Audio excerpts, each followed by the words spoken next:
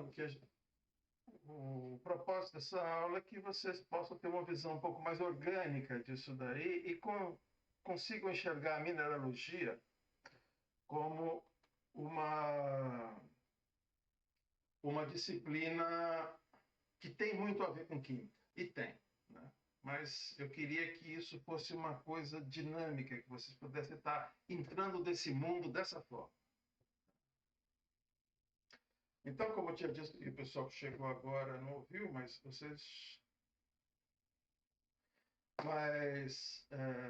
esse material disponível aí, com essa montanha de informações, a gente vai eu vou dar uma repassada neles para vocês, para a gente conversar um pouco, e vocês tentando dar para você sinalizar o modo de enfrentar a disciplina e o conteúdo dela. Tá bem? Então vamos lá. Tem mais gente querendo entrar. Ué, não apareceu solicitação para mim, não. Bom, que no grupo da sala aqui estavam reclamando que ninguém me aprovou para entrar, mas enfim, só isso mesmo. Só achei que tinha alguém querendo entrar, mas obrigado. Agora chegou gente querendo entrar.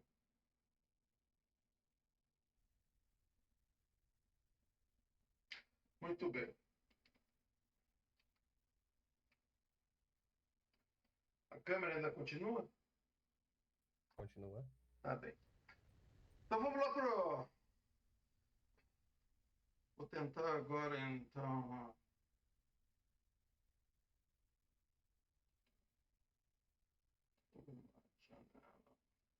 Vamos ver se dá certo esse negócio aqui. Entrou a tela compartilhada? Entrou. Tá bem.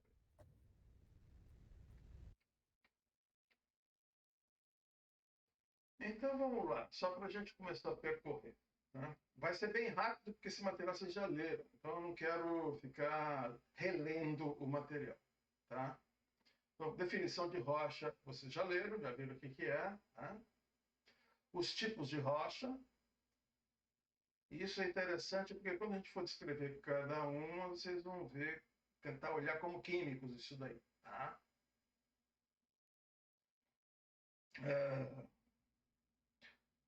Então tem rochas sedimentares, ígneas ou magmáticas, metamórficas. Essas definições todas vocês já viram. Tá? Agora, antes, para dar uma noção para vocês, assim, só para enxergar a mineralogia e do que nós estamos falando. Você sabe qual é o diâmetro da Terra? Médio, assim, o diâmetro. Se medido pelo Equador é um, se medido pelos polos é outro. Mas em média fica quanto? Vocês sabem? Ninguém nem tem ideia. Se eu for cavucando um furo aqui, for chegar no Japão, quanto que vai ter de comprimento esse furo? São 12 mil quilômetros segundo a Terra. Segundo Isso. o Google. Em torno de 12.700 deve dar na área do Equador. Mesmo. Tá? Você sabe que a Terra é constituída de uma massa quente, fundida, né? E com uma crosta, que chama crosta, né? Que é a casca desse negócio fundido. Você sabe qual é a espessura da crosta terrestre?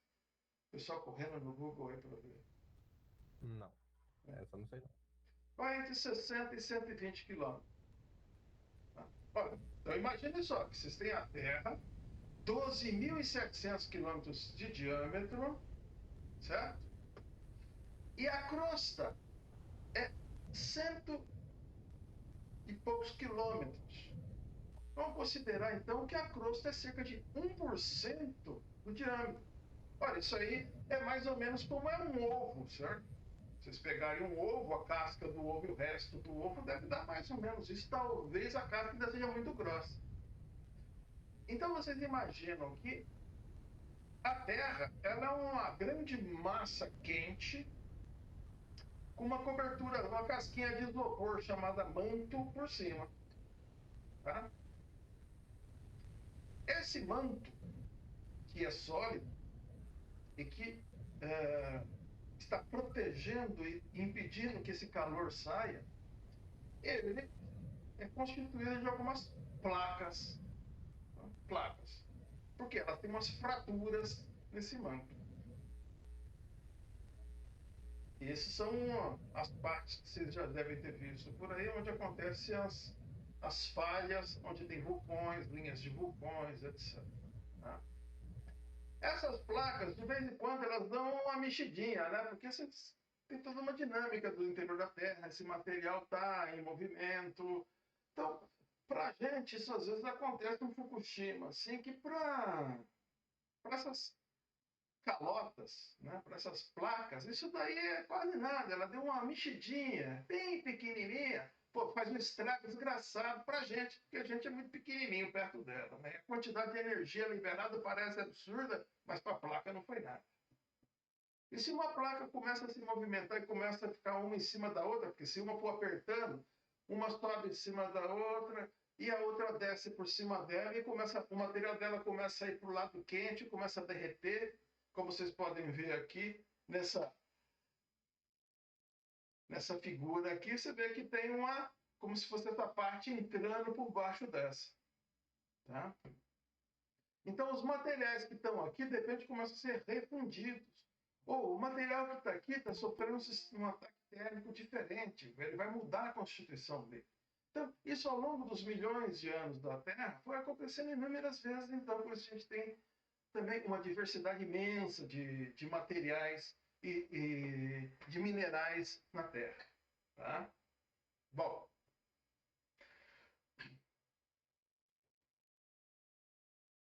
isso daqui é mais ou menos um esquema, eu não consegui em português, né? Bem interessante, de dar quase tudo que acontece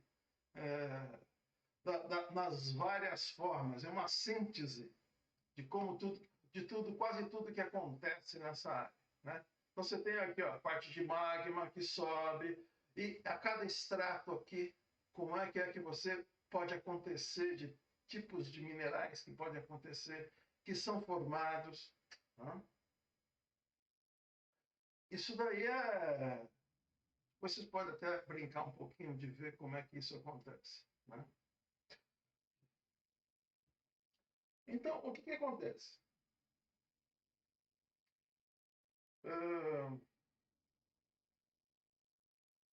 Eu acho que a parte. Toda essa formação é um jogo químico. Todos os minerais são formados a partir de um jogo químico.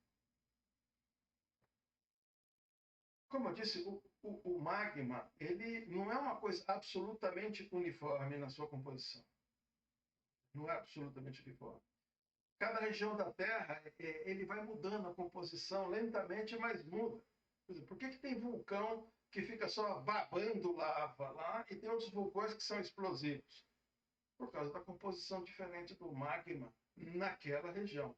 Se o magma tiver muito enxofre e outros gases dissolvidos, ele fica explosivo. Se ele não tem componentes de volatilidade relativa elevada, ele não vai ser explosivo. Tá? Eu sabia que as rochas, estamos aqui numa tela de rochas sedimentares, elas são formadas na superfície da Terra, tá? Sob condições de baixa temperatura, até 250 graus, e pressão.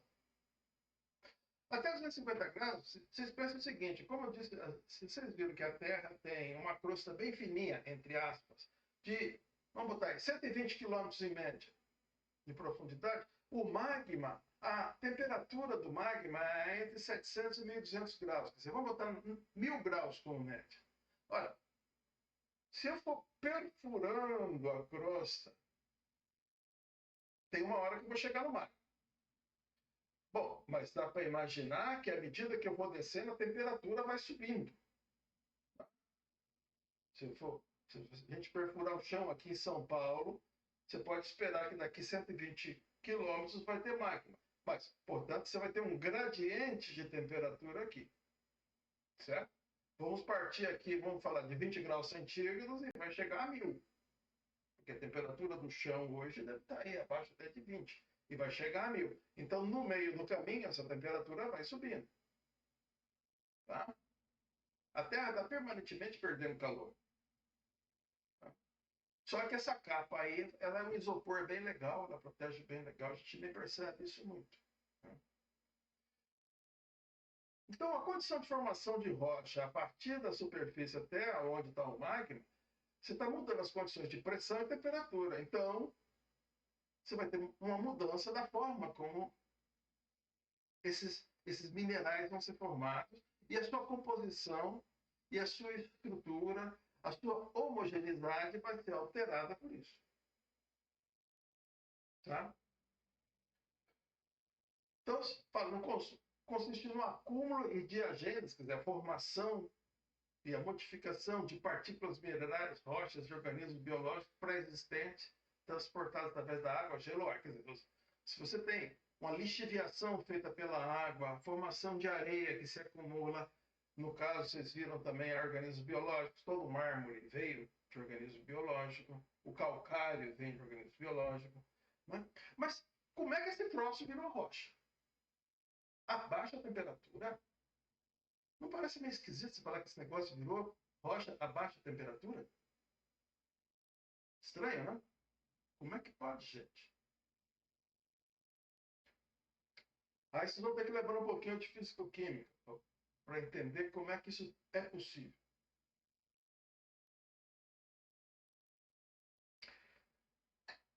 Você sabe que tudo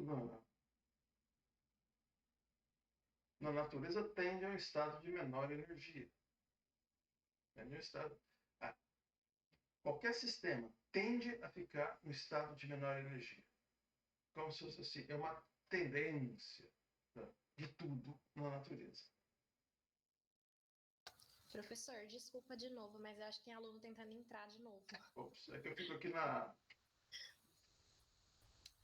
É que eu fico na tela aqui da apresentação, então não aparece.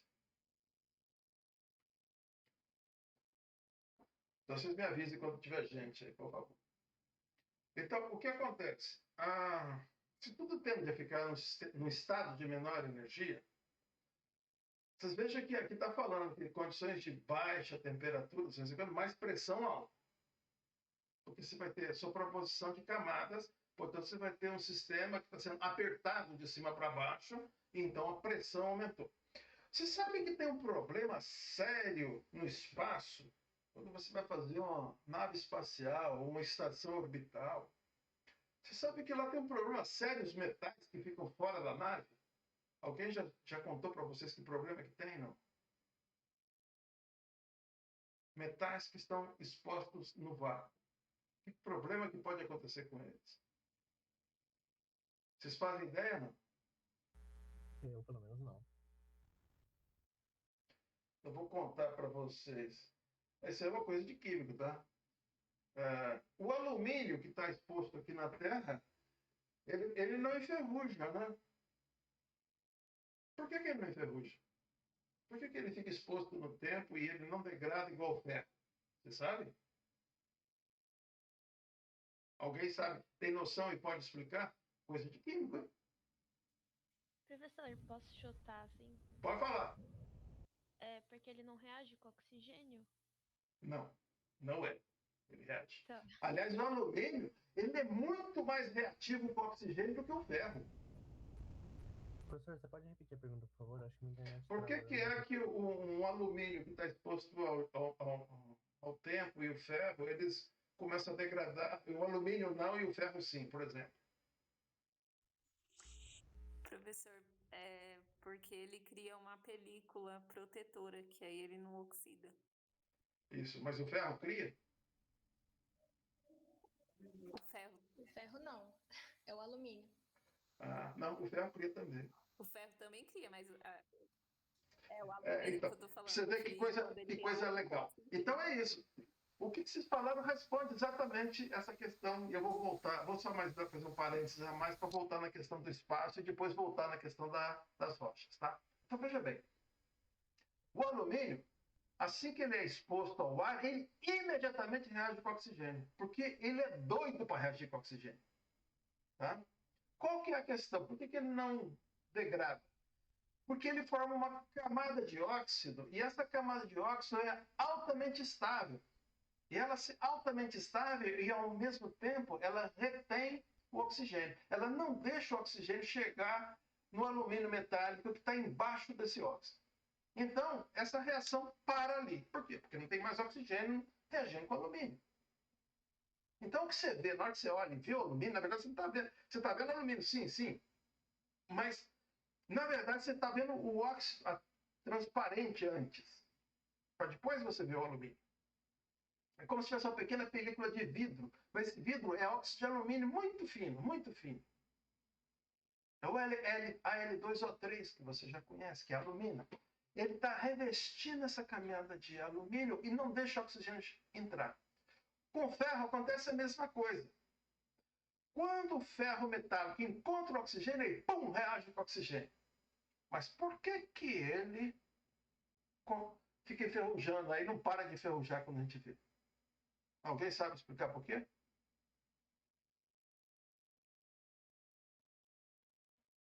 Está acontecendo a mesma coisa, alumínio e ferro. Os dois gostam de oxigênio, os dois reagem e viram óxidos. Mas por que que o alumínio fica bonzinho e o ferro não? Porque o óxido de ferro não é estável. Não, ele é muito estável, mas quase respondeu. Na verdade, ele é muito estável, mas ele, quando ele se forma, ele vai virar um cristal. E esse cristal incorpora água. Ele é hidratado. Ele tem que a situação energética melhor para a formação desse cristal é incorporando água. Só que na hora que ele incorpora a água, ele expande.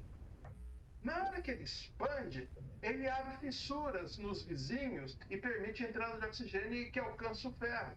E aí, esse oxigênio alcança o ferro, vira mais óxido de ferro. Esse óxido de ferro vai querer virar um cristal. E esse cristal, para virar cristal, precisa de água. E essa água tem no ar. E aí ele incorpora essa água, aí ele aumenta de volume. E aí ele cria mais fissura. E assim cria o que se chama ferrugem. Vocês veem que a ferrugem é um negócio pulverulento. Então, o alumínio... E o óxido de alumínio não tem. Ele forma um cristal sem incorporar água. Ele é estável. Ele é seco, então. Ele fica seco. Ele forma um retículo cristalino ali sem incorporação de água. Então, na hora que o oxigênio encontra o alumínio, ele forma o óxido, ele fica paradinho ali. E outro, o oxigênio que veio não consegue entrar. No caso do ferro, você tem essa situação. Vocês já não passaram na rua? Aí entra outras questões aí bonitinhas também. Vocês já viram na rua que de repente tem postes assim, começa a estourar a parede do poste, porque a ferrugem da ferragem do poste começa a ficar exposta, e aquela ferrugem saindo em riscas assim no poste? Já repararam isso? Olha os postes de concreto que tem na rua, quando ele está meio velho, você vai ver que ele começa a estourar, o ferro começa a enferrujar lá dentro e faz estourar a camada de cimento que está, e aí você vê que trinca o cimento assim, vai ficando aquele exposto, aquela ferrugem.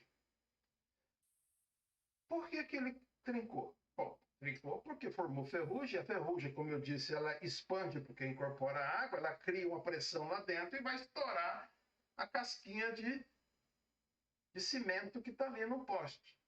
Né? Não, mas, espera lá. Alguém de vocês deve morar em apartamento, e esse apartamento é um prédio. E esse prédio tem colunas de concreto, e essa coluna de concreto só para em pé porque está cheia de ferro lá dentro, não é? Ops! Mas tem ferro lá dentro, e como é que esse ferro não enferruja? Ele é revestido. Não, não é nada. Não tem a camada de proteção dele, não? Ele tem uma camada de proteção, mas ele não é revestido. Ninguém fez nenhum tratamento especial nesse ferro, não. Pintura, essas coisas não. Tanto que esse mesmo ferro aí, vocês que já foram em alguma construção e vê ele jogado no chão, ele começa a enferrujar imediatamente. É verdade ou não? Professor, rapidinho, tem mais 2 pessoas querendo entrar. Ah, tá. Só tinha um, mas tudo bem. Então, o que que nós temos aí? No prédio ali, de repente, o ferro que fica até jogado no chão, ele começa a enferrujar. E os caras nem se preocupam com essa ferrugem aí, né? Chega lá, vão fazendo a armação lá, depois chega lá, joga o concreto em cima daquele negócio meio enferrujado mesmo e tchau. E vamos embora. Por que que isso não tem problema?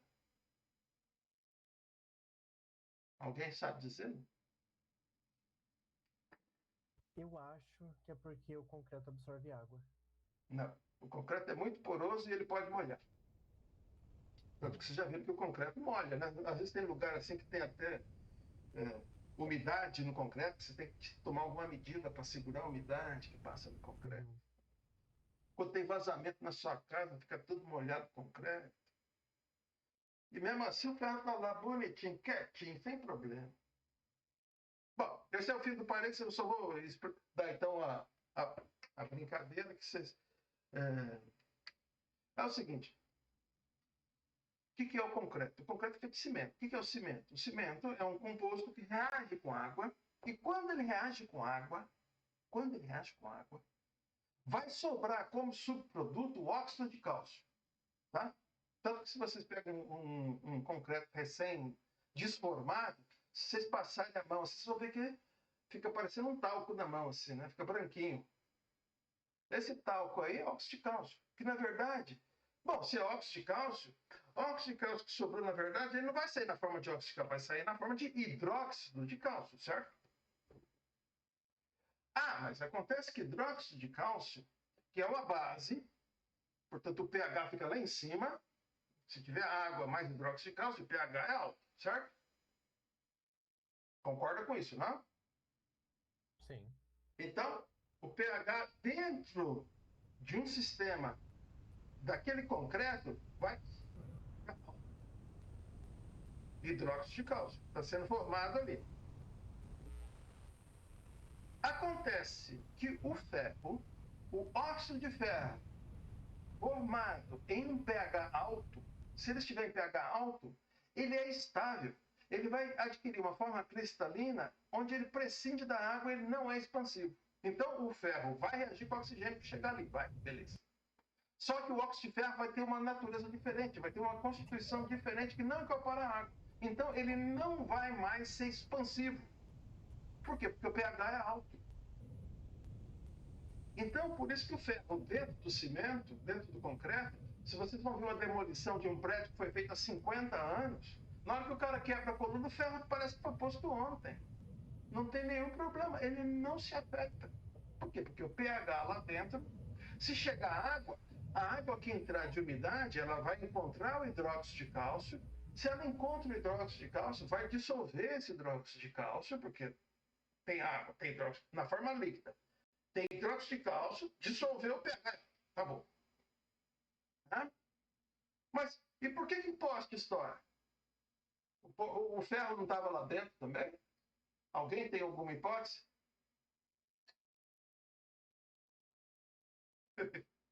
Vamos pensar como químico, moçada. Oxidação? Não, oxidação é a reação do ferro com oxigênio. Isso já aconteceu dentro do concreto lá da coluna do seu prédio e aconteceu dentro do poste. Mas dali a pouco, passa 1 ano, 2 anos, o poste, pum, estoura e começa a aparecer a ferragem enferrujando. Por quê? Tratamento do concreto, Não, cimento. não, é o mesmo cimento. O cimento é o mesmo. Tem alguma coisa a ver com a corrente elétrica do poste? Não. Isso daí vale, em qualquer circunstância vai acontecer. Não tem a ver com a corrente elétrica. Exposição ao tempo. Isso sim. O que uma exposição ao tempo poderia provocar no poste? Chuva ácida. Muita maresia, lugar Chuva de ácida. maresia.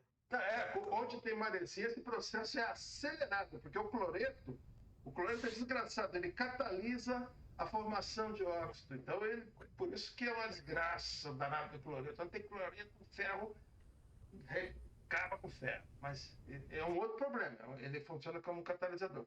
Mas, no caso aí, na rua mesmo, você vai ver isso daí, sem cloreto, sem maresia, está acontecendo. Tudo bem, concordo com você, falou bem. Cloreto acelera e vai tornar pior o problema, tá certo?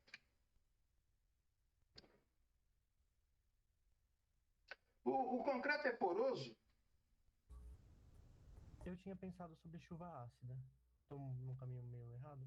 Não, não é por aí, não. Se o... Não. Esse O concreto é poroso, concorda? Sim. Portanto, que passa a umidade, né? Tem lugar aí que você tem que evitar a umidade, porque a água passa para. E quando passa, a gente diz que percola. Né? Ele percola o concreto. Acontece que, sendo poroso, isso significa que nos poros entra ar, não é? Entra ar. Ah, legal. Se entra ar, do que é feito o ar? Nitrogênio, oxigênio, O que mais? argônio. É uma mistura gasosa. Isso. Quais são os 4 principais componentes do ar? 4. Nitrogênio, oxigênio, argônio e eu não lembro o terceiro, na verdade. Eu não lembro qual é o terceiro. Na verdade, o terceiro é gás carbônico. Ah. CO2. Aí você tem o fósforo. Tem os furinhos ali. O que tem dentro desses furinhos originalmente? Um acúmulo de hidróxido de cálcio, certo? Porque foi resultado da reação do cimento com água na hora que ele endureceu. Então tem ali. E esse hidróxido de cálcio é que está dando uma proteção para o ferro, porque na hora que ele está junto do ferro, o que está acontecendo? Ele mantém o pH elevado, o óxido que é formado ali, fica estável, ele não vai se hidratar, não vai ser expansivo, vai ficar bonitinho, quietinho. Então, o oxigênio não consegue chegar lá. O oxigênio chega até lá, mas não atravessa o óxido. Funciona igual ao alumínio. Não vai atravessar aquele óxido. Bom, mas acontece que, se chega oxigênio, chega também gás carbônico, né? Bom, mas o que acontece quando o gás carbônico encontra água?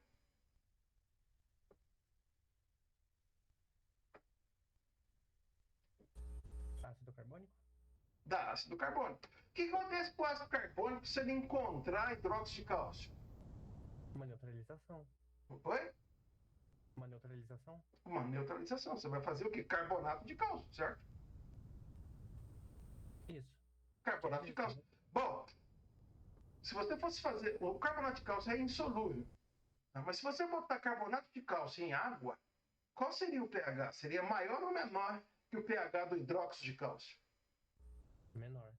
Menor. Então, você vai começar a chegar... O que está acontecendo, então? Um processo que, ao longo do tempo, essa porosidade do concreto, que permite a entrada de gás carbônico, e sendo que ele está úmido também, portanto tem umidade, esse gás carbônico com água forma ácido carbônico e começa a consumir o hidróxido de cálcio. Consumir de que forma? Converter o hidróxido de cálcio em carbonato de cálcio. Fazendo carbonato de cálcio, o pH baixa. Ah, baixou? Legal. Porém, se a estrutura metálica do poste estiver muito perto da superfície, tá? Vou lá, 1 centímetro que seja, assim, meio centímetro, o que acontece? Com o tempo, todo o hidróxido de cálcio daquela paredinha fininha some e vira carbonato de cálcio. Então, a estrutura de metal que está ali, de repente, está submetida a um pH mais baixo. Esse mais baixo é suficiente para começar a mudar o tipo de óxido que está sendo formado lá. Aí vai formar óxido expansivo, óxido que reage com água e expande. Ele expande, então o que acontece? Ele abre acesso para mais oxigênio, forma mais óxido, expande mais e estoura a parede de concreto. É isso que vocês estão vendo lá. Muito bem, voltemos às nossas rochas. E voltemos então à questão do espaço. Por que eu falei que lá no espaço tem problema? Porque lá não se forma esse óxido, não tem oxigênio. Concorda? Não tem oxigênio. Então o problema é o quê? Vai corroer? Não. O problema lá não é corrosão. Que problema vocês imaginam que poderia ter? Pressão? Oi? A pressão que vai estar no lugar? Não, o metal não se incomoda com a pressão baixa, não. Ele não evapora mesmo. Então, tudo bem. Ele não tem nenhuma... A pressão de vapor do metal é 0. Então não tem problema nenhum, ele não vai evaporar.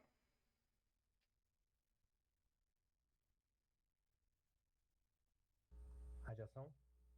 Não, também. O óxido também, se tivesse óxido na superfície do metal, a radiação não ia interferir, ia passar do mesmo jeito. É o seguinte, pessoal, vocês já ouviram falar em difusão?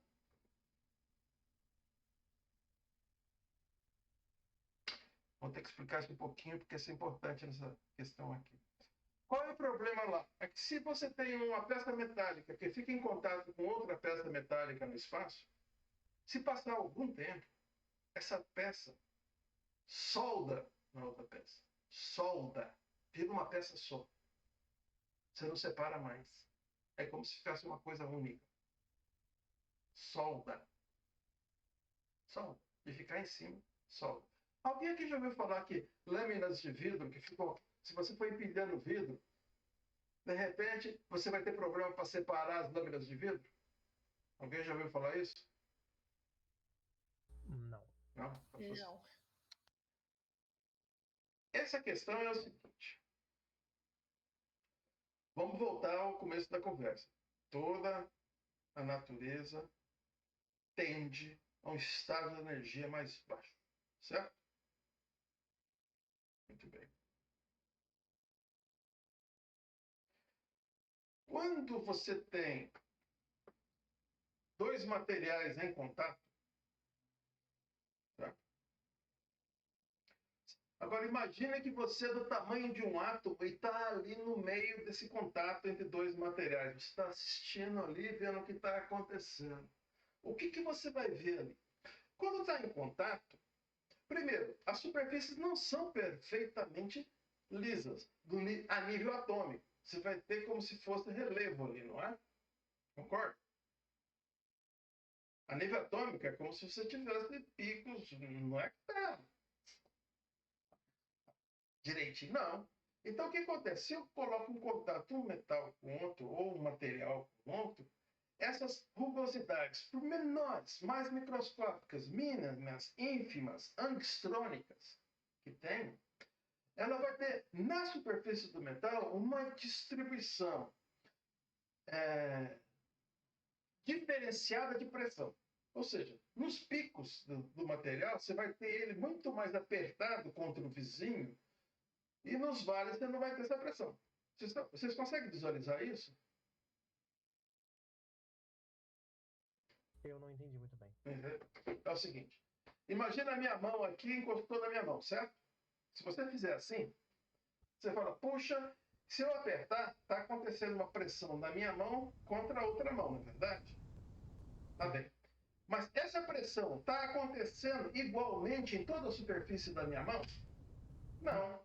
Onde tem elevação aqui na minha mão, vai estar tendo mais pressão contra a outra mão do que o lugar que está nas juntas aqui, na verdade? Concorda? Uhum. Deu para entender? A pressão aqui, então, eu falo, a pressão aqui é X por metro quadrado. Certo? Bom, isso aqui é uma média, porque, na verdade, em cada ponto a pressão é diferente, concorda? Uhum. Deu? Até aí conseguiram entender? Alguém não entendeu isso? Sim. Alguém não entendeu? Eu tento explicar de outro jeito. Mas vocês viram que, então, por exemplo, imagina esse dedo contra esse dedo. Nesse ponto aqui, a pressão é maior do que nesse ponto aqui contra o vizinho, não é? Bom, aí entra numa questão seguinte. A nível atômico, agora se imagina que essa mão fosse pequena, ao ponto que isso daqui fosse um conjunto de 10 átomos, isso aqui é um conjunto de 10 átomos, e eu fizesse assim, olha, no meio, não estou nem encostando, mas esses 10 átomos estão apertando o dobro um contra o outro, porque eu estou dizendo da média, que é essa pressão, mas aqui está muito apertado, aqui está pouco apertado. Concorda? Tá bom. Sabe o que vai acontecer? Eu não disse que, e vocês concordaram, que todo sistema tende a uma situação de energia mais baixa possível? Sim. Bom, então se você tem um sistema onde, de um lado, aqui do meu lado, eu sou um átomo, tá? Do meu lado tem um átomo super apertado, eu estou bem folgado aqui, vocês não acham que a natureza vai tentar dar um jeito de consertar isso? Sim. Ela vai querer dar um jeito de consertar isso. Tem um sistema que está muito com alta pressão e outro com baixa pressão. A tendência é que o sistema de alta pressão alivie essa pressão de algum jeito. E o sistema de baixa pressão tem folga para receber essa pressão. Certo? Bom, então, por isso que um metal solda no outro. Porque quando o metal encosta no outro, do ponto de vista atômico, você vai ter isso daí. Você vai ter átomos no retículo metálico, muito apertados, e do lado, mas do lado, assim, 5 átomos depois, você tem um buraco ali que, pô, não tem pressão nenhuma. O que acontece com isso? Que aqueles átomos, porque a gente, quando olha a pressão, a gente pensa a média. Olha, são 2 quilos por metro quadrado. Pô, 2 quilos por metro quadrado não é nada, é uma pressão baixinha. Legal. Só que essa pressão não está acontecendo igualmente em todos os átomos da superfície. Os átomos estão com muita pressão. E como é que ele vai aliviar essa pressão? Com toda certeza, ele vai começar a migrar para dentro do retículo cristalino do metal vizinho. E na hora que ele faz isso, essas ligações começam a se realinhar. Ele que estava ligado aqui, deixa de ficar ligado nesse e se liga no outro que está ali do lado. Por quê? Porque essa situação, do ponto de vista energético, é mais conveniente para ele. Ele muda o sistema cristalino para acomodar e, ao mesmo tempo, o lado de lá que não tem pressão consegue acomodar esse átomo que está vindo. Vocês estão conseguindo visualizar isso? Isso é muito importante, porque a formação de rocha é assim. Vocês viram que até 250 graus, quer dizer, ué, mas a rocha não fundiu. Como é que formou essa rocha, gente? 250 graus, pô, pega areia, esquenta 250 graus, não acontece nada. Mas e a pressão? Então, no espaço, o que está acontecendo é isso. Os metais lá não têm essa camada de óxido. Ou melhor, quando saíram da Terra, saíram com ela, ficaram lá no espaço. Beleza, mas na hora que você encosta um metal no outro, qualquer fricção quebra esse óxido. Esse óxido é muito frágil. Frágil. A questão é que, quando está aqui na Terra e tem oxigênio, na hora que você raspar o alumínio, você raspou o óxido saiu, mas acontece que imediatamente formou outro. Assim mesmo que você vai raspando, vai saindo o óxido e atrás está formando outro. Lá no espaço isso não acontece. Raspou, saiu o óxido, ficou o metal exposto. Se vier outro metal, só deve encostar, já quebra esse sistema e você tem metal com metal pronto. Você começa a ter uma dinâmica, uma físico-química que começa a acontecer. Deu para entender? Até agora? Sim. Ô, professor, esse efeito é imediato ou ele demora algum tempo para acontecer? Vamos tratar disso agora. Vamos tratar disso agora. Bom, mas beleza. Pensa o seguinte. Vocês sabem o que é temperatura? O que é temperatura? É o grau de agitação das moléculas. Perfeito. É o grau de agitação das moléculas. Então, a temperatura é o grau de agitação das moléculas. Agora, imagina o seguinte. Vamos, como exemplo, pega um copo d'água. A água ali está a 20 graus centígrados dentro do copo d'água. Portanto, as moléculas estão agitadas, certo? Porque numa zero absoluta elas estão agitadas. Se eu conseguisse bater uma fotografia onde cada molécula de água tivesse uma cor diferente, dependendo da sua agitação, portanto, da quantidade de energia que ela tem, você ia encontrar, você ia ver que todas não têm a mesma energia. Vocês concordam? Porque uma está batendo na outra. Se de repente tem uma que vem duas ao mesmo tempo e batem nela, essas duas transferem energia para uma molécula só, que ela fica com mais energia. E ela vai sair com mais energia e essas daqui perderam energia. Mas aquela ali em seguida encontra uma outra molécula e bate naquela e transfere parte dessa energia para outra. Então você tem um sistema dinâmico. onde essas energias estão sendo trocadas permanentemente. Não é que é tudo. Quando eu falo 20 graus centígrados, você disse bem, é o quanto de energia, de vibração que você tem ali, corresponde a 20 graus. Mas essa energia, eu estou falando de uma média. Mas se eu tirar uma foto agora, dali um microsegundo tirar outra foto, você vai ter outra imagem, outra composição de energia. Porque elas já trocaram energia entre elas. Concorda? Você já tinha a noção disso ou não? Alguém não conseguiu visualizar isso? Porque eu vou dar um passo agora que é necessário saber ter visualizado isso. Deu para entender sim, professor. Deu, né? Tá bom. Agora, então, quando ele perguntou, mas isso demora ou não? Acontece o seguinte. Como é que essa energia, nessas moléculas de água que eu estou tomando como exemplo, estão distribuídas? Essa distribuição obedece uma distribuição chamada distribuição normal, dentro de uma curva gaussiana. Vocês já viram isso, né? Sabe o que é uma curva gaussiana? O silêncio quer dizer sim ou não? Sim, mas assim, lembrar muito bem, para ser sincero, eu não lembro não. Então, só uma recordação básica. Uma curva gaussiana, ela tem aquela forma assim, né, de um sino. O que está dizendo aqui? Quando eu falo que a temperatura é 20 graus centígrados, que a energia é uma energia E. Energia E. Na verdade, essa energia é o pico do sino, é a média. Por quê? Cada ponto dessa curva significa um número de moléculas. Tá? Ela é feita por número. O eixo Y é o número de moléculas, população. Então, aqui, vamos dizer, se você pensar que aqui é o eixo X e a gaussiana, assim, perto aqui na origem do gráfico, aquela população de moléculas que está representada aqui, contada aqui, é a que tem energia próxima de zero. Ela está quase parada. Por uma série de circunstâncias de bate aqui, bate ali, naquele exato instante ela ficou parada. Ela tem energia próxima de zero. Tá?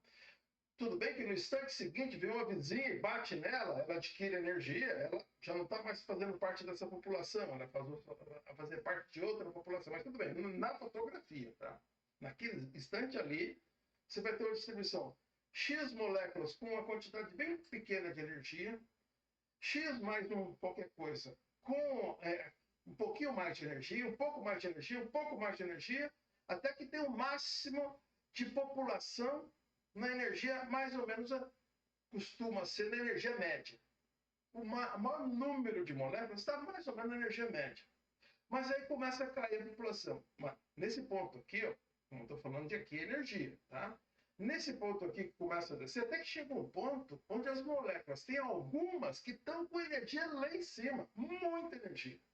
Muita energia. Quer dizer, por uma série de circunstâncias, de choque daqui, choque dali, ela sozinha, naquele exato instante, na hora que tirou a foto, ela está com energia muito alta. Tá? Vocês entenderam a gaussiana como é que é? Sim, professor, deu para entender. Alguém não visualizou? Fala que eu tento explicar de novo. Bom, agora, essa questão da velocidade, será? Pô, não acontece não.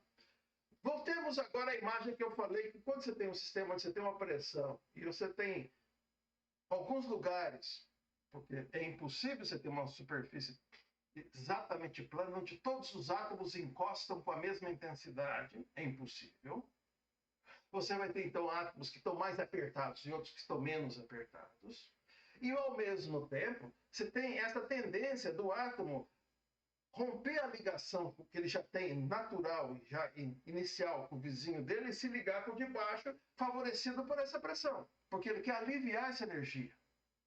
Mas é claro que você está falando de uma situação onde você tem uma ligação química que você precisa da energia para romper. Concorda? Ela não rompe só porque deu uma pressão e ela rompe assim, do nada, porque deu vontade. Não, ela precisa de uma energia de ativação que rompa. Acontece que, numa situação normal, ela não tem essa energia. Porém, se ela ela pode vir a ter. Porque uma vez que todos os átomos estão vibrando, aquele átomo que está numa situação mais crítica ali, se de repente ele chega no nível de energia daquela população pequenininha que tem alta energia, e ele chega a ter essa alta energia, ele adquire essa condição e pum, muda. Aí ele começa a entrar dentro do vizinho. Ele dá um passo. Aí espera mais um pouco, aliviou um pouquinho a pressão. Pode ser que se desse mais uma ajudinha, ele entraria mais. E assim vai indo. Então, se você aumentar a temperatura, normalmente você acelera o processo. Tanto assim que aqui na Terra existe processos de soldagem industrial, tá? Chamado processo de soldagem por difusão. O que é que você faz? Você pega um metal que você quer soldar no outro, você encosta e cria um atrito muito grande num sistema onde você não deixa que o oxigênio entre ali. Com esse atrito, você quebra essa camada de óxidos, aumenta a temperatura pelo atrito e os átomos, porque aumentou a temperatura, muitos deles começam a chegar nessa condição em que ele vai aliviar a pressão entrando dentro dos espaços vazios do outro metal. Olha, o que vai acontecer? Um processo de fusão abaixa a temperatura. Então, um metal funde no outro a uma temperatura muito mais baixa do que a temperatura chamada temperatura de fusão do metal A ou do metal B. Só por difusão. E você solda, cria solda altamente resistente. Você não precisa dissolver, você não precisa derreter o metal para dissolver. Você cria um sistema onde você produz uma circunstância, um ambiente em que ele vai se difundir no vizinho. Quando eu estou falando aqui, voltamos agora. Entenderam até aí? Sim, professor. Estão conseguindo ver a pintura de como é que é? Porque o químico sempre vai pensar as coisas do ponto de vista do átomo. É como se ele fizesse parte do baile, como um átomo no baile. Naquele baile ali, olhando em volta, o que está acontecendo? Quem está reagindo com quem? Quem tá chamando quem para dançar e por quê? E esse alguém aceita dançar ou não por quê? É tudo isso que a gente tem que saber por quê. O legal é que eu, quando era moleque, ia nos bailinhos para chamar as meninas, a gente nunca sabia se ela ia recusar ou não, e quando recusava, muito menos por quê, né? Mas aqui, na química é mais fácil, porque as coisas podem ser explicadas, né? Isso aí é meio triste, tá, né? Mas acontece, faz parte. Aí, bom. Aí o que temos? Quando se fala, então, essa formação sob condições de baixa temperatura e pressão, você está falando de situação onde você pega um grão de areia, põe junto com outro grão de areia, e vai aumentando a pressão, você vai criando a condição onde aquele sistema cristalino tem um ponto. Porque você imagina que um grão de areia não é uma bolinha regular ou uma coisinha assim, onde você, quando você começa a empilhar, fica exatamente todos os átomos com a mesma pressão, etc. Não. As pressões são diferentes. Então, aqueles pontos de aresta, onde a pressão está muito maior, nesse ponto aqui você cria uma situação favorável a que exista uma difusão de átomos do cristal A para o cristal B e vice-versa. Então, você vai começar a mudar a estrutura cristalina. Dependendo da pressão, você cria até cristais diferentes daquele de origem. Sempre querendo que o material, sempre querendo uma situação de energia mais baixa. Pode ser que, para aqueles componentes, o jeito natural de fazer um cristal fosse o cúbico. Mas, de repente, ele vira octaédrico, porque o octaédrico dá um empacotamento melhor.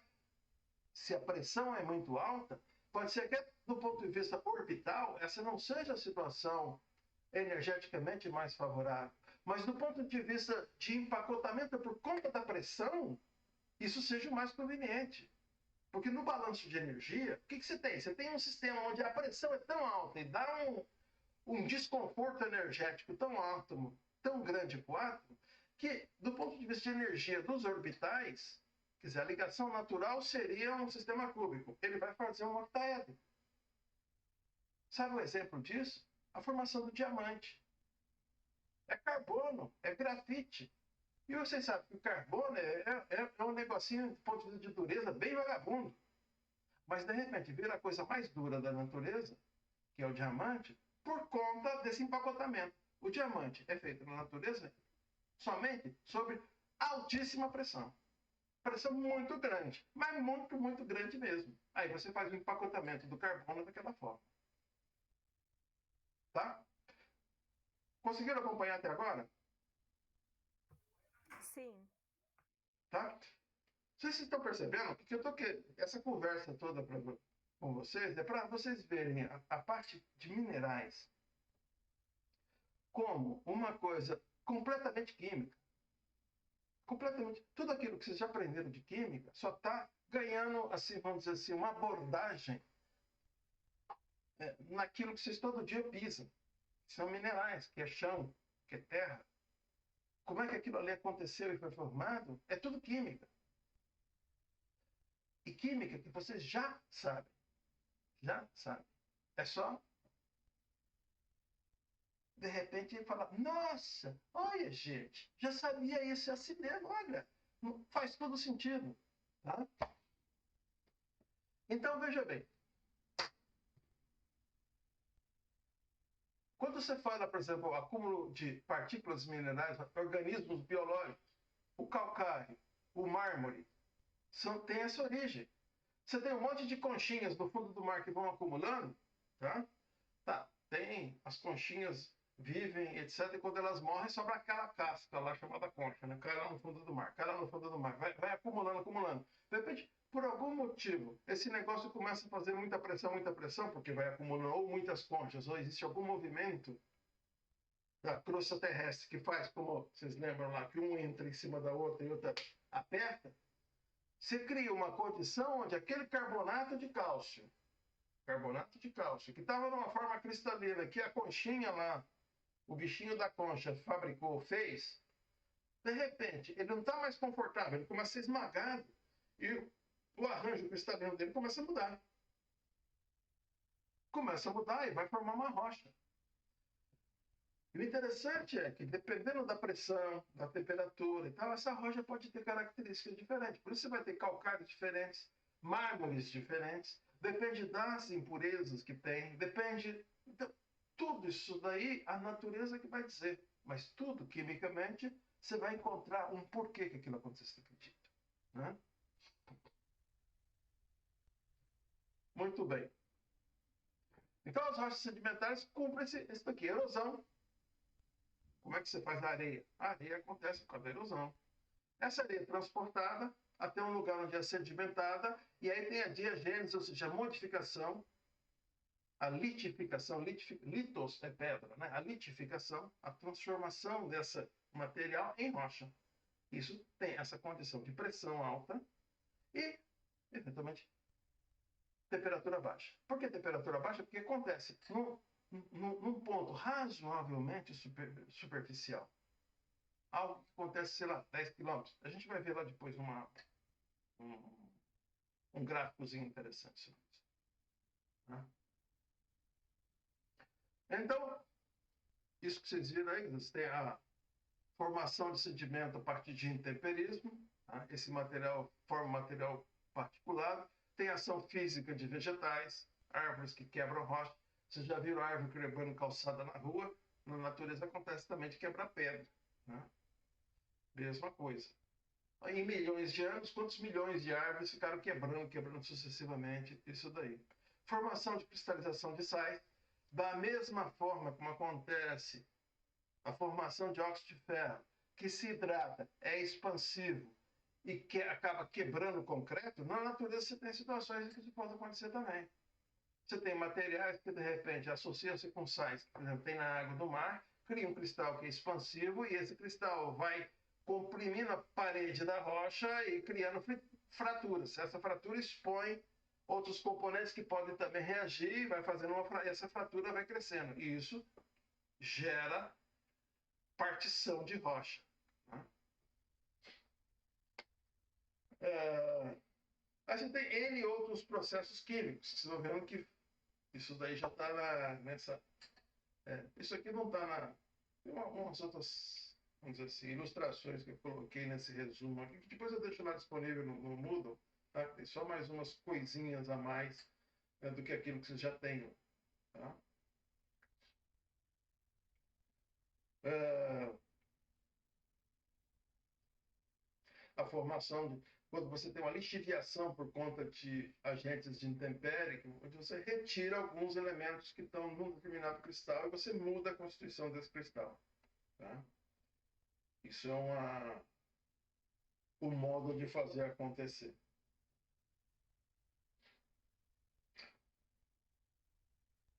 Isso daqui vocês já viram por conta.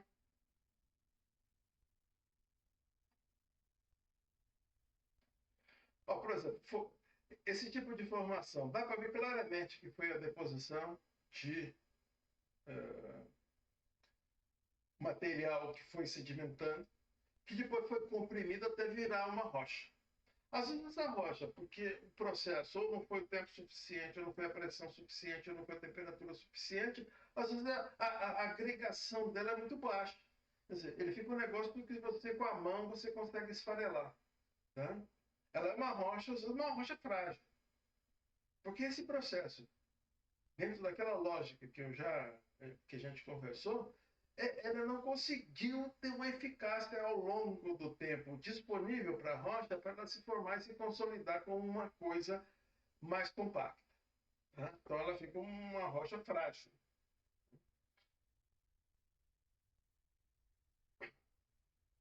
Existe composição mista de rochas, né? Calcário com pirita, por exemplo, que é a precipitação, né? Que acontece entre. Você vê, calcários com restos de ponte. Ah, sabe, eu tenho uma. Já ouviu falar na Serra do Cipó? A Serra do Cipó fica lá uns 200 quilômetros de Belo Horizonte. Eu ouvi falar. Ah, então, eu e uns amigos já fiz umas quatro vezes que eu lembro, já fiz isso aí. Fazer uma travessia na Serra do Cipó. Quer dizer, a gente aluga uma van, vai até uma cidadezinha lá em Conceição do Mato Dentro ali. Normalmente a gente sai, bota a mochila nas costas com barraca, comida e tudo que precisa e passa 3 dias andando por cima da serra, até aí desce em outra cidade, onde já está combinado que o cara vai pegar a gente lá. Então, passa 3 dias andando no meio do mato, lá no topo da serra. Não é bem meio do mato, porque lá é um tipo de vegetação baixa, né? Mas o interessante lá da formação daquela Serra do Cipó, que chama a atenção, são duas. Primeiro, que quando você anda, você vê todas as formações rochosas saindo como lanças do chão, assim, né? Apontando para o céu. Né? Dá para ver claramente que é uma formação que tem, assim, ela é estratificada, mas ela, em vez de ela estar na horizontal, ela está inclinada. Isso é uma coisa. Tá? Outra coisa é que eu já achei concha lá em cima. Né? Acontece que a Serra do Cipó, como qualquer outra serra, foi formada por um fenômeno tectônico. Quer dizer, há milhões de anos atrás, ali tinha uma fratura na crosta terrestre, onde uma deu uma batidinha na outra. Né? Como a gente está falando de uma coisa que tem 120 quilômetros de profundidade, mas ela tem uma extensão imensa, uma batidinha que de repente faz uma levantadinha de 2 quilômetros, por exemplo, tá? 2.000 metros, é nada, certo?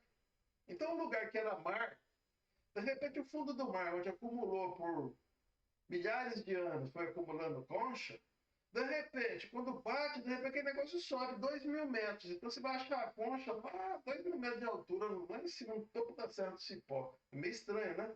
Pra gente, isso daí é meio esquisito, né? Mas pra Terra, não, né? Porque a coisa é muito grande, né? 2 quilômetros é nada. Nada. Pra gente que é muito. Achar que, nossa, como é que foi parar lá em cima? O pessoal comenta aqui até na Amazônia, acham conchas lá no meio e tal. Já foi Tem uns mar, lances né? assim. O mar, às vezes era num lugar, às vezes era em outro, durante a existência da Terra aí, né?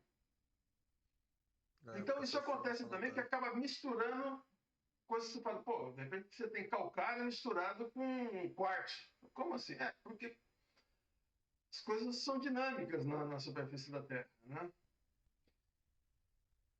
Ah, aquilo que eu estava falando sobre empacotamento, diamante, quando eu falei do deformação e quebra de grãos e tal.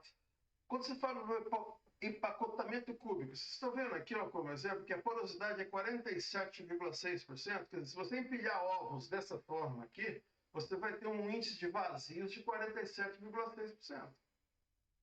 Mas se o empacotamento você deixar romboédrico, tá? O empacotamento fica sendo 26%. Olha, você imagina então átomos que estão organizados em cristal, onde a forma, do ponto de vista atômico, a ligação química ficaria mais favorável para uma estrutura desse tipo aqui. Se de repente você for aumentando muito a pressão, pode ser que a energia necessária para que as coisas mudem para uma formação cristalina diferente seja mais adequada dessa forma do que dessa, porque a pressão está fazendo um diferencial nesse sistema, do ponto de vista de energia, que vai fazer com que o cristal acabe ficando desse jeito. Tá? O sal de cozinha, o NaCl, é assim. Né? Não sei se sob altíssima pressão ele não ficaria assim. Talvez não, porque isso depende da organização possível dos orbitais e do sistema cristalino. Mas você pode criar sistemas que têm uma formação cristalina diferente. Né?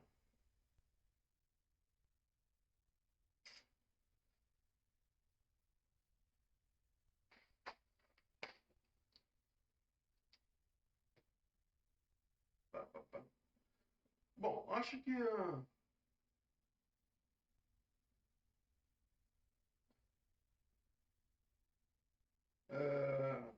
você vê, quando você tem mármore calcário, do ponto de vista químico, a diferença não é tudo carbonato de cálcio. Tá? Porém, um certo nível de impureza pode virar esse, ou uma maneira de cristalização definir uma cor diferente.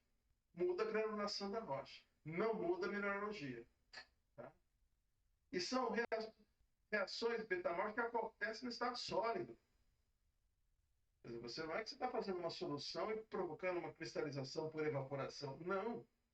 Aquilo lá são as conchas que estão compactadas e que, dependendo da temperatura e situação de temperatura e pressão, você vai ter um resultado ou outro. Tá? E tudo isso por causa desse jogo de energia que acontece do ponto de vista atômico, do ponto de vista de retículo cristalino. Tá? Essa aqui que é aquele que vocês já viram aqui, onde você vê que, olha, o resultado vai mudar de acordo com a temperatura de formação, tá?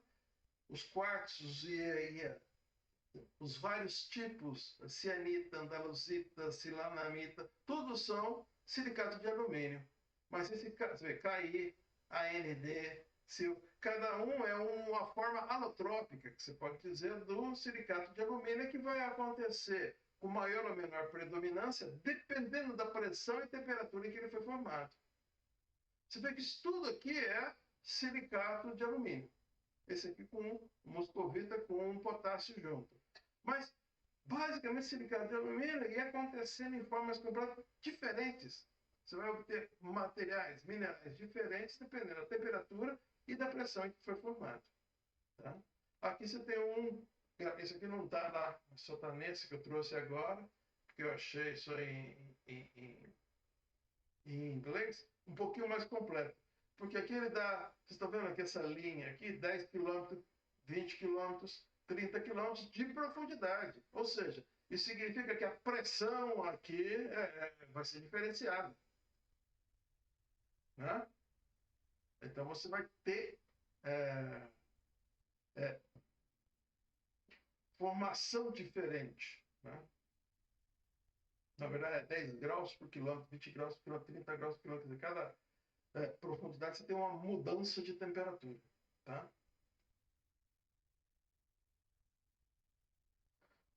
Você vê, pressão e temperatura, você tem formas alotrópicas que, até olhando, você vê que é bem diferente.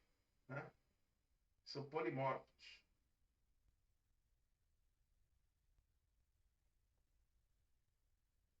Bom, pessoal, mas basicamente acho que era isso que eu queria brincar com vocês. Espero que tenha Dado para entender qual que era o propósito? Qual que era o propósito da brincadeira? O propósito era dar esta visão química do processo geológico, tá? E o conteúdo que vai vir para frente, depois a gente vai entrar também em mineralogia. Mineralogia você vai falar da formação cristalina, das características dos cristais. E quando você está falando disso aí, você está falando dos conceitos químicos que geram isso, que são jogados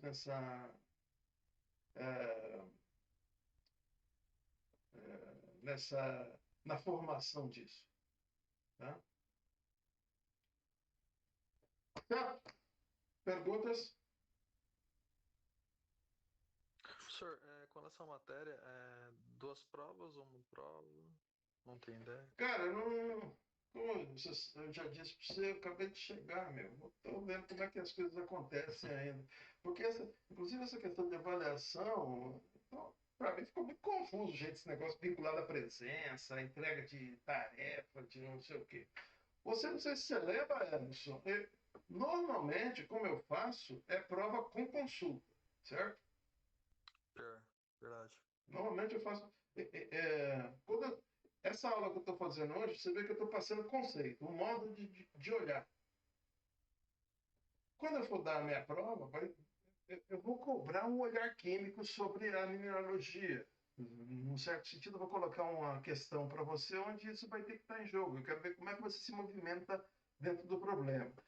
Como é com consulta, quer dizer, o fato das informações, quando você pega a apostila e a apresentação e vê as informações que estão ali, na verdade você vai se... O intuito não é que você acumule na sua memória tudo isso, pelo amor de Deus, nem eu, velho. Você acha que eu sei de cor esses nomes todos doidos aí de geólogo? Você tá maluco. Não sei isso.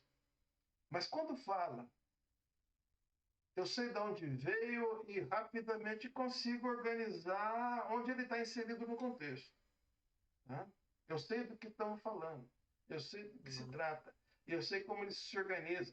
Se eu falo de um determinado mineral,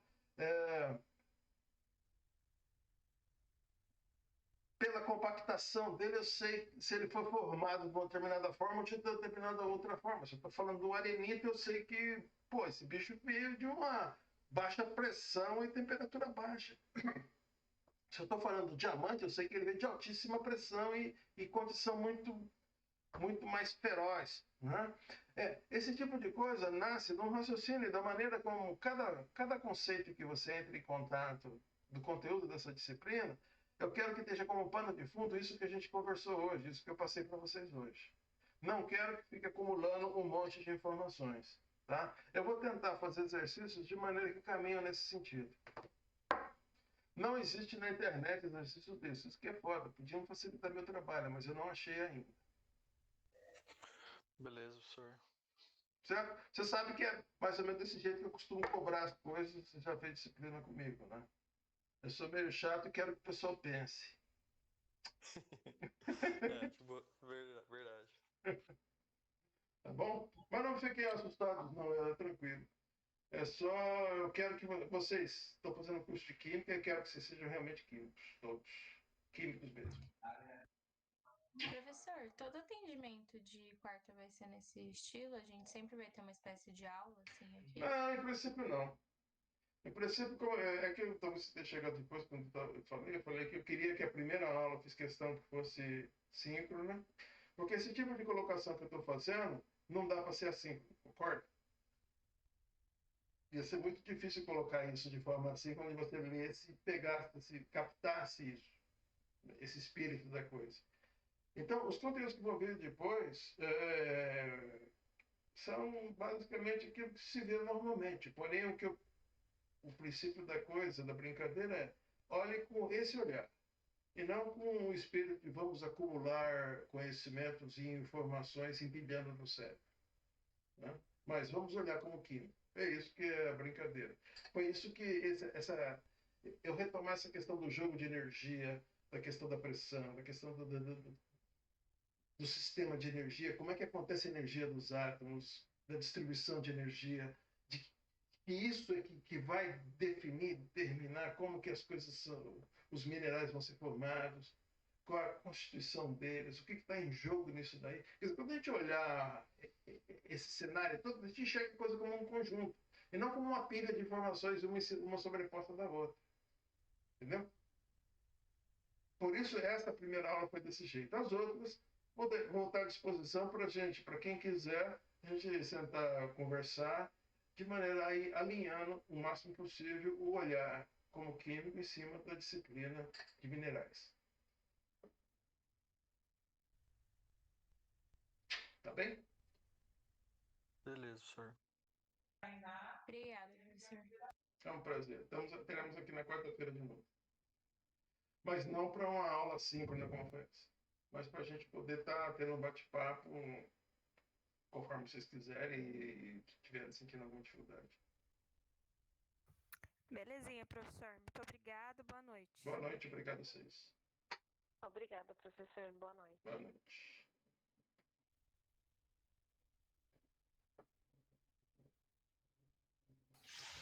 Tchau, Valeu, tchau, professor. professor. Boa Valeu. noite. Boa noite. Boa Boa noite. noite, professor. Foi ótimo ter esse contato novamente. Que bom. Ficou contente. Saudade. É um prazer vê-la de novo.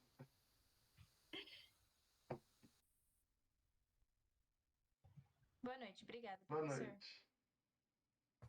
Boa noite, professor. Obrigada. Boa noite.